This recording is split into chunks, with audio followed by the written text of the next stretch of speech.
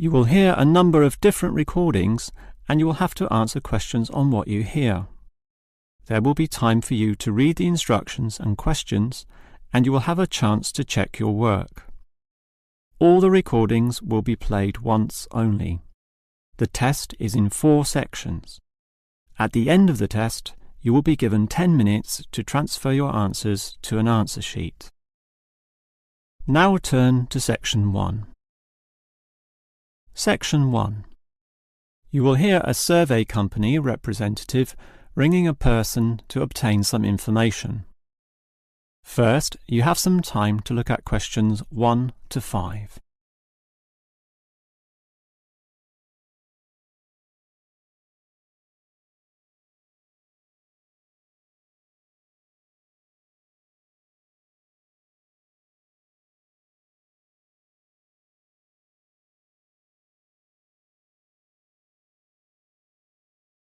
Now we shall begin.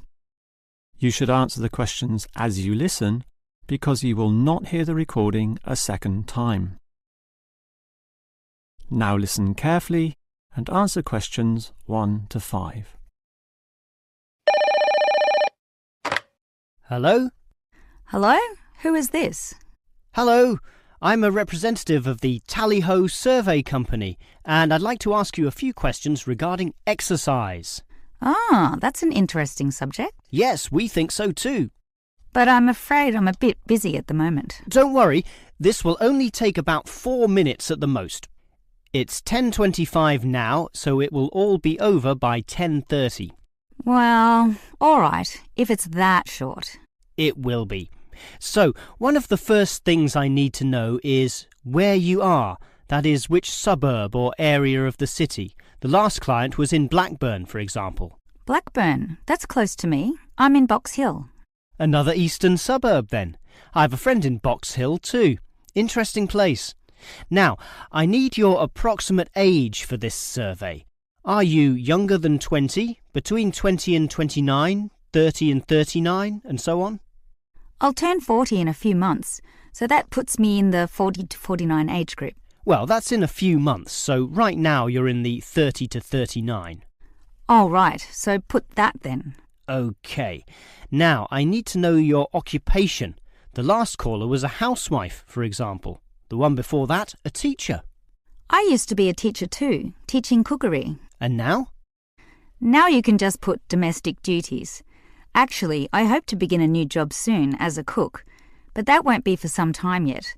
I have to wait for my husband's restaurant to open. Cook? That sounds interesting. But it's domestic duties for now. OK. That just leaves some information about your family.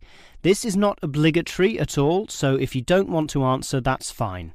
What sort of information exactly? Oh, it's very broad. Married with children, single mother, that sort of thing. The last customer said she was a single mother. I'm married and not a mother. Put married, no children. I'm married with children myself, but I'll put in your details. And that finishes the profile and just leaves the actual survey itself if you're ready to proceed. Before you hear the rest of the conversation, you have some time to look at questions 6 to 10.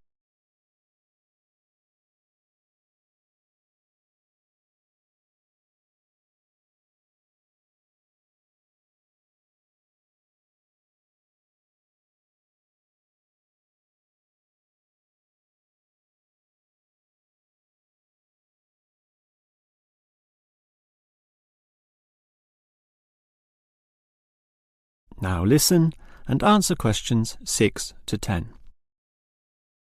All right, let's begin the survey now about your exercise habits. I'm afraid I don't exercise much at all.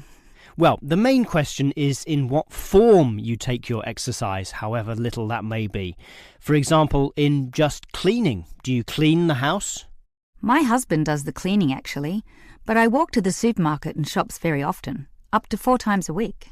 I'll put that then, unless there's something else. Nothing else, really. But I diet. I'm very strict about what I eat. Oh, and I do yoga, although that's not very energetic. More a form of relaxation and to tighten my muscles. They're both important, of course. But what about sport? Do you undertake any sporting activities? This could be very infrequent. In the past, for example. My husband plays basketball at the local school and I sometimes watch. When he was younger, he was in a basketball team, but I never participated. Have you done anything at all?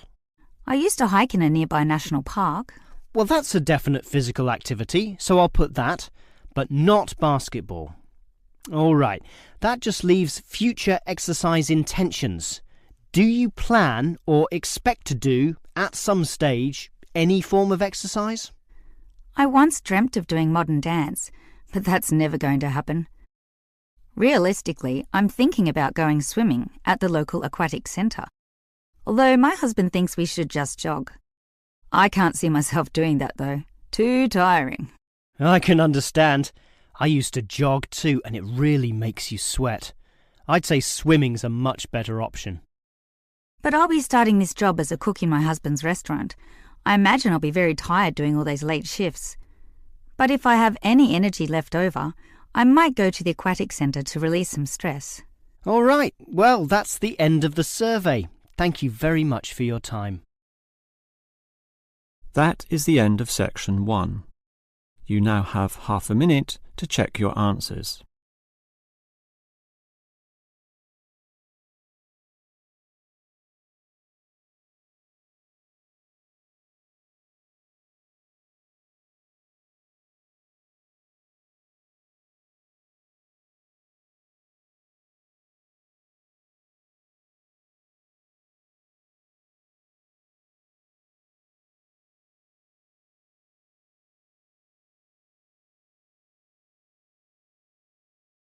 Now turn to section 2.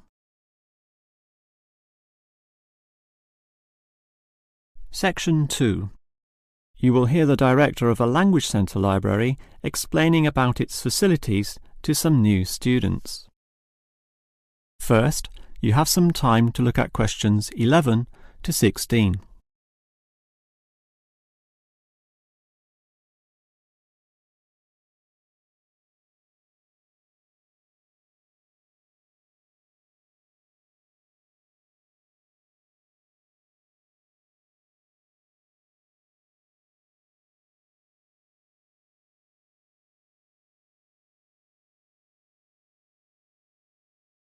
Now listen carefully and answer questions 11 to 16.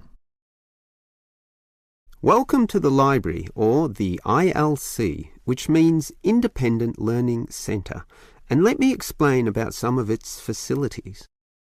We're standing here at the entry gates next to the borrowing desk. That's where you check out any books, but you are also advised to study in the library here, since most of our material cannot be borrowed. Thus, we have seating along the middle of the library, and in that far corner in front of us on the left, we have the quiet reading section for some serious reading activity. We used to have the computers there, but then realised that that corner was very quiet and thus better suited for the purpose it now has. The computers were instead shifted to a more central location, right beside us here on the left.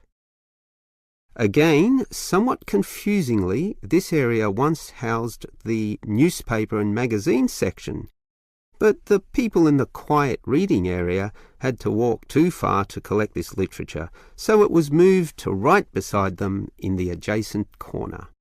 So, feel free to read the newspapers there, but the reference books, those huge weighty dictionaries, atlases and encyclopedias, were all situated at the opposite end of the building, against the wall. This was because they weren't generally that popular, and we wanted more space for the magazine racks, always a favourite with readers. Okay, as well as reading, you need to work on your listening skills, and for that you need the audio section. Again, such an activity needs a quiet area, so we put this in the last remaining corner up there on your right. As you can see, there are CD players and headphones, so just borrow the listening packs, sit down there and listen away. Right, that just leaves the main library. In other libraries, that's often right beside the newspaper and magazine section, allowing freedom to choose from all genres of literature, but here we've got them further apart. For the main library, just follow your nose past the central seating there, and it's there among all that shelving, upon which you'll find an abundance of interesting books and listening packs to use. Before you hear the rest of the talk, you have some time to look at questions 17 to 20.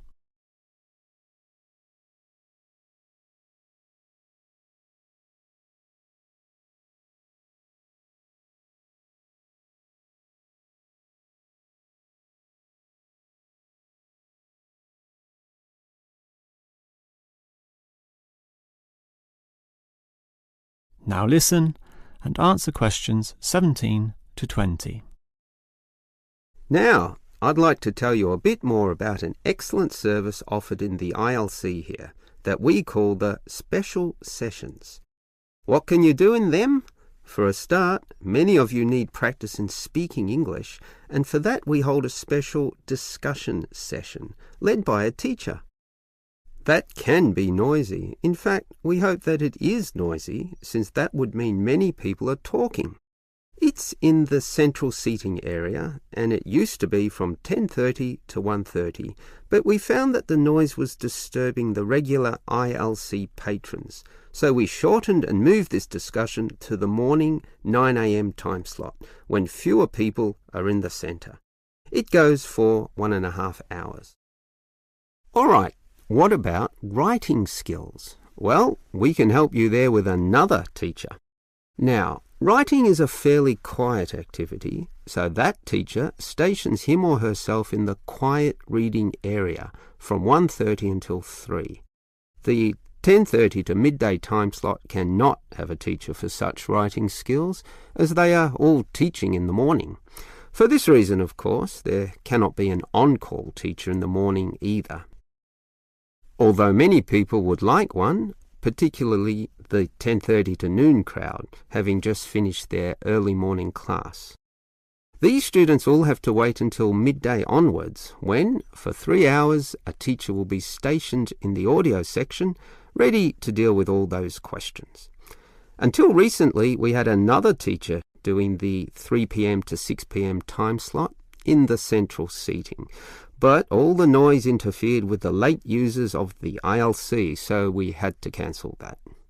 Also noisy can be the language exchange, where local students who want to learn your language will help you practice English. This is generally done in pairs, so the noise level is low enough not to need this exchange to run at 9 a.m, but at the more congenial time of 10:30 among the central seating. That must finish by 1:30 though, after which quieter and more individual activities take place. That is the end of section 2. You now have half a minute to check your answers.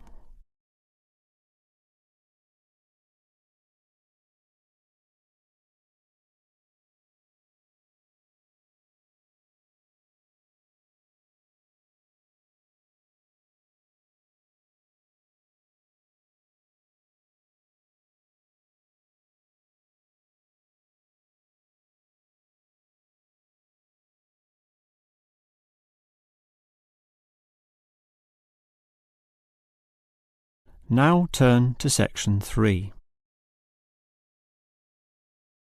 Section 3. You will hear two students, Dylan and Emily, discussing the techniques they use when listening to lectures. First, you have some time to look at questions 21 to 24.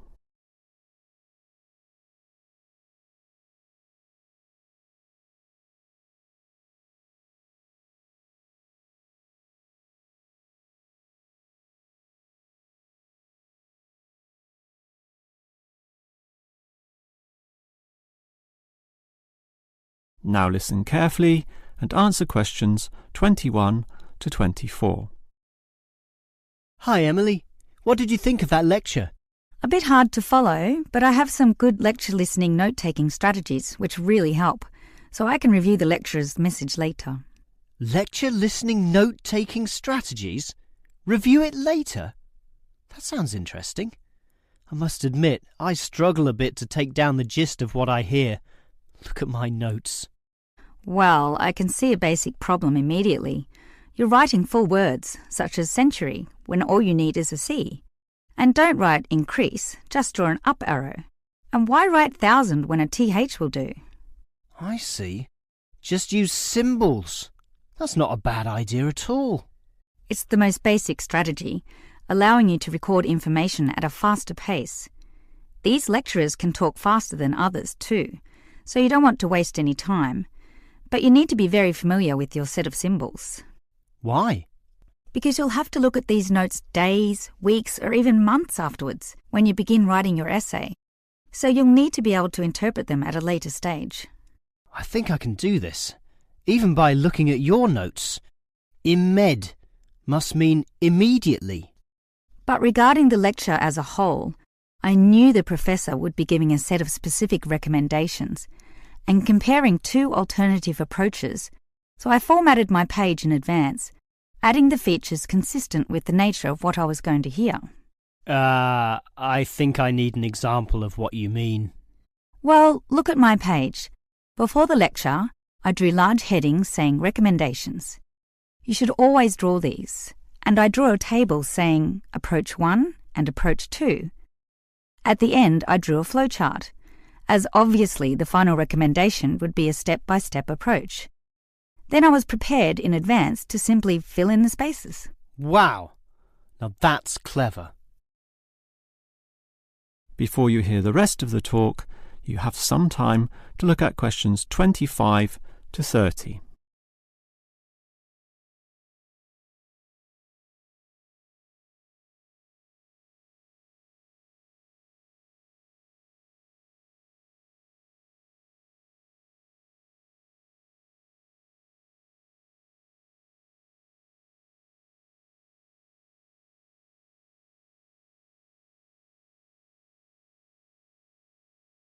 Now listen and answer questions 25 to 30.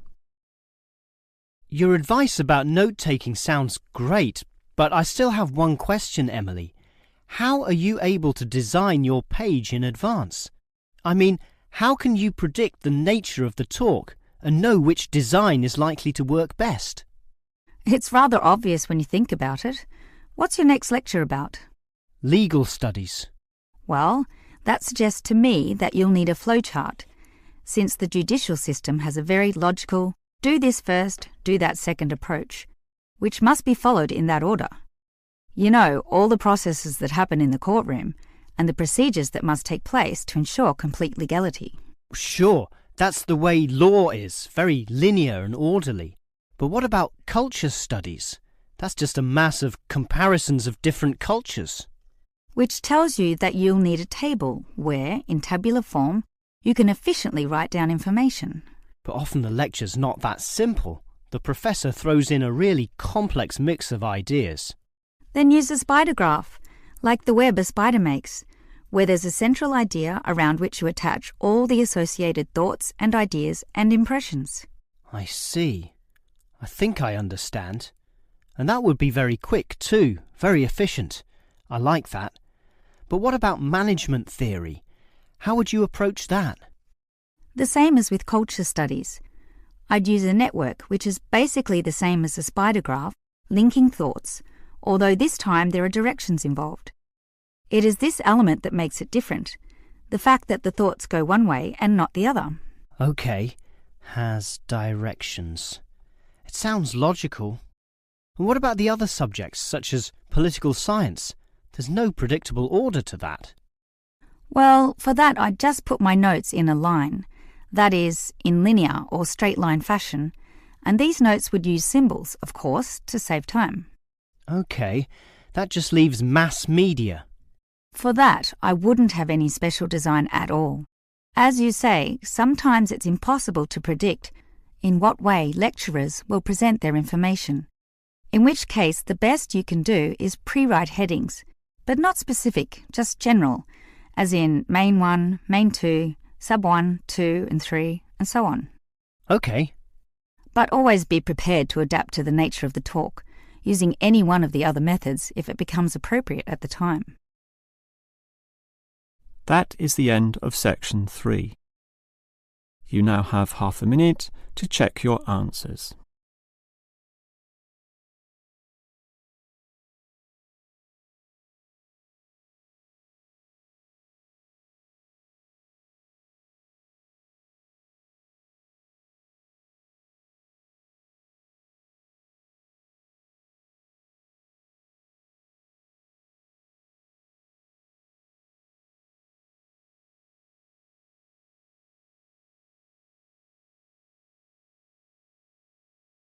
Now turn to section 4. Section 4.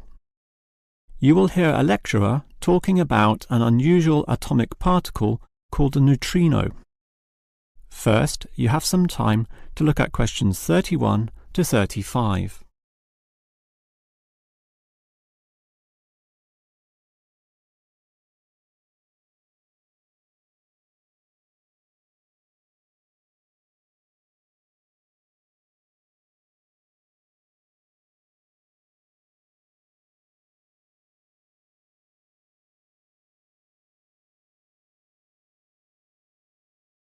Now listen carefully and answer questions 31 to 35.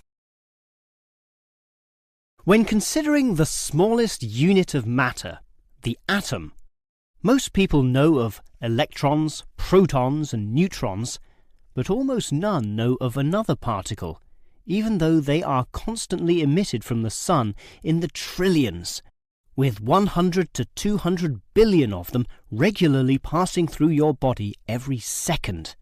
To repeat, that's not thousands, not millions, but billions every second. You don't feel them because they are small. In fact, so tiny that we can barely detect their presence at all. These mysterious particles are called neutrinos. Despite such an abundance, detecting them is a huge undertaking, and there are many reasons for this. Firstly, the neutrino itself is so small that you need to eliminate absolutely all other particles around. To do this, you need what is called a clean room, one that has an extremely low level of dust, microbes, floating particles, or chemical vapors. You probably don't know it, but the air around you right now has almost 40 million particles per cubic meter. In contrast, the cleanest of clean rooms has less than 10. The second problem is that you also need an environment with absolutely no background radiation. At the surface of the Earth, such radiation is all around, from the sun and sky, and from TVs and communication devices. The only way to screen out all that is to go underground, and I mean deep underground. For example, the Sudbury Neutrino Observatory in Canada uses an old nickel mine, one of the deepest in the world, and puts the observatory in its lowest tunnel, more than 2 kilometers below the surface. At such depths, stray radiation is sufficiently screened out to allow neutrinos only to pass by. The final problem is that you need an elaborate detection system, and this apparatus is huge, and its installation in this deep underground cavity presents quite a headache. Holding such a weighty construction safe and secure requires complex engineering work, such as rock bolting and support structuring. This obviously requires great care and takes a lot of effort. Before you hear the rest of the lecture, you have some time to look at questions 36 to 40.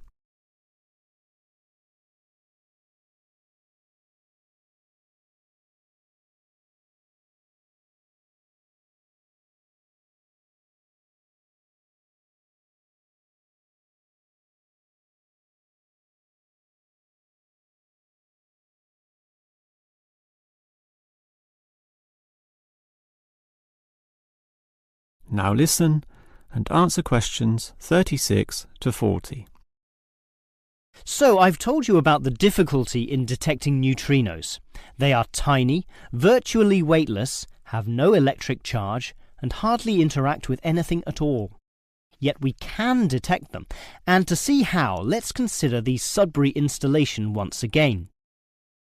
The detector there consists of a spherical container filled with heavy water. This rests inside another vessel filled with normal water, which helps support the weight of the inner sphere, as well as providing further shielding from any stray radiation. At the edge of this inner sphere are about 10,000 electronic detectors. These are extremely sensitive, able to multiply 100 million times any electric current which occurs. So, as the neutrinos pass through this sphere of water, there is a very, very, very small chance that one of them may hit a water molecule. To increase the likelihood of this, two strategies are used. 1. The larger the sphere of water, the better, and the Sudbury tank holds not 10 tons, not 100 tons, but 1,000 tons. 2. The water is special, consisting as it does of heavier molecules. So what happens is this. If the neutrino hits the water molecule, the neutrino is absorbed, but the molecule itself splits apart, producing a tiny electric current. It is this which is detected and analysed, giving key information about the neutrino. The final question is, why do we care about these elusive particles? Well, just think. They can pass right through the core of our Sun at the speed of light without being affected or losing strength. No other form of radiation can do that, meaning that the knowledge we get about neutrinos can help us to control them. With this ability, we can probe the centre of our Earth, the inner layers of our Sun, and the outer limits of our solar system, and that makes it all worth the effort. That is the end of section 4. You now have half a minute to check your answers.